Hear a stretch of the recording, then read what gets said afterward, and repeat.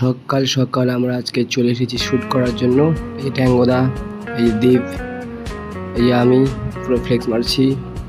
আমাদের ভিডিওগ্রাফার খুবই ক্লান্ত মনে হচ্ছে। এটা আমাদের লোকেশন।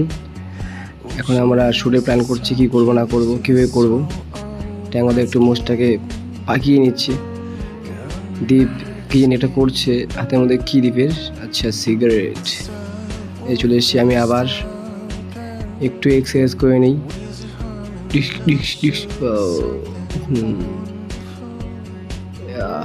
এক্সারসাইজ করা খুব দরকার আমার, করে নিচ্ছি। এখন সেকেন্ড লোকেশনে চলে আসলাম। আমাদের ট্যাঙ্গোদা দ্বীপ দেখে নিচ্ছে কোন জায়গা থেকে করলে, কোন অ্যাঙ্গেল থেকে করলে ভালো লাগবে।